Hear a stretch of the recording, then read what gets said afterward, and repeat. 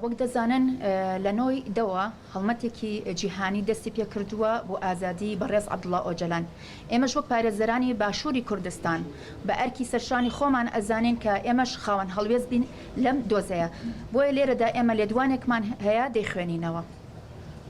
بانگەوازیەک بۆ یەکێتی ئەوروپا، نەتەوەی گرتوەکان، ڕێکخراوی CPT، ڕێکخراوەکانی مافی مرۆڤ، گۆشەگیری سەر بەڕێز ئۆجەلان بە پێی یاسا نێودەوڵەتی ئەشکەنجەیەکی قورسە. هاو نیشتیمانانی ئازیز 25 ساڵ تێپەڕ بوو بەسەر پیلانگێڕێکی گەورە دژ بە گەلی کورد کە دەیدا بەڕێز عەبدوڵڵا ئۆجەلانی ڕێبەری گەلی کورد دەستگیر کرا. دەستگیرکردنی ئۆجەلان یەکێک بوو لەو چەند پلانەی کە بۆ لەناوبردنی گەلی کورد دانرا بوو. هەروەها بۆ ئەوە بوو کە ببنە بەربەست لە بەردەم بەرەو پێشچوونی گەلەکەمان. لە هەمان کاتدا لەم پرۆسەی دەستگیرکردنەدا مەرامی دەستێوەردانی هەندێک وڵاتی زلهێز لە پشتەوە بوو. لە ڕۆژهەڵاتی ناوەڕاستدا دەوڵەتانی سەرمایەداری بە هاوبەشی لەگەڵ تورکیا دەیانزانی ئەم دەستێوەردانە لە ڕۆژهەڵاتی ناوەڕاستدا بکەن یەکەم بەربەست کە دێتە ڕێیان بەڕێز عەبدوڵڵا ئۆجەلانە. هەر بۆیە بەم دەستگیرکردنە ویستیان یەکەم بەربەست بشکێن و لە ناوی ببن. هەرچەندە ڕفاندن و دەسلێمکردنی بە تورکیا لە چوارچێوەی پلانێکی هاوبەشدا بوو و دادگاییکردن و حکومدانەکەشی سەرلەبەری پێشێلێکی گەورە و زەق بوو. ڕادەستکردن و لە خۆنەگرتنی هەندێک وڵاتیش بە تایبەتی وڵاتانی ئەوروپی لەو کاتەدا پێشێلی یاسای نێودەوڵەتیەکان بوو. لەو سەردەما بەدواوە بە هیچ شێوەیەک ڕەفتارێکی یاسایی لەگەڵ بەڕێز ئۆجەلان ئەنجام نەدراوە. ئەگەر فرشاری خەڵکی و ئازادی خواز نەبووایە وەگەلی کورد خاوەندارەتی لێ نەکردبایە ئەوە بە دڵنیاویەوە پێشێلکارەکان زیاتر دەبوون. خاوەندارەتی ئۆجەلان لە گەلەکەی و پێچەوانەوەشەوە هۆکاری سەرکەوتنەکانە و نابێت لە بیری بکەین کە لەم ڕۆژگاری ئەمڕۆماندا دەبێت خاوەندارێکی باش لە ڕێبەری بکرێت. ئەمە عاقلانەترین ڕەفتاری سیاسیە.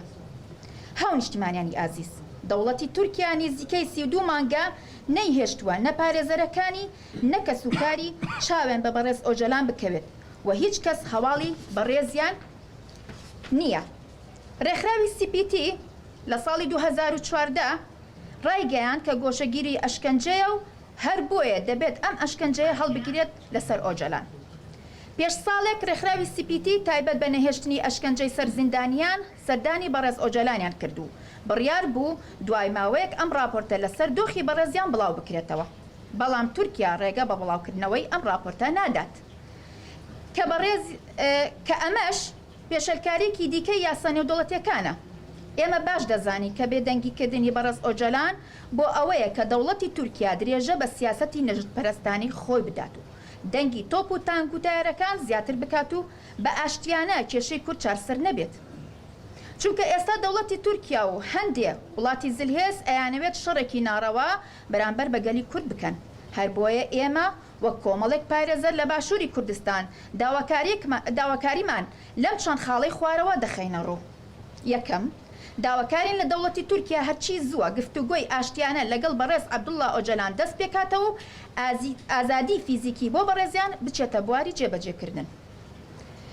دووەم، ڕاستەوخۆ ڕێگە بە پارێزەر و کەس و کاری بەڕێز ئۆجەلان بدرێت دیداری لەگەڵ ئەنجام بدەن، چونکە ڕێخستنی ئەم دیدارانە کاریگەریکی باش دەبێت لە گشت کوردستان و ناوچەکە و هەروە دۆزی گەلی کورد لەسەر مێزی گفتوگۆ چارەسەر بکرێت.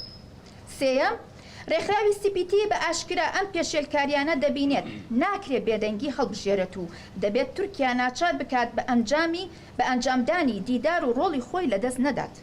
چوارەم، داواکارین لە گەلی کورد لە هەموو بەشەکانی وڵات و لە دەرەوەی وڵات لەسەر کەیسی بەڕێز ئۆجەلان بێدەنگ نەبن و بە چالاکی جۆراوجۆر بە شێوەیەکی یاسایی و مەدەنیانە هەڵوێز بنوێن و لەسەر شەقامەکان بن دژ بە پێشێلکارەکانی تورکیا و گۆشەگیرکردنی. کۆمەڵێک پارێزەر لە باشووری کوردستان 21 دەی 2023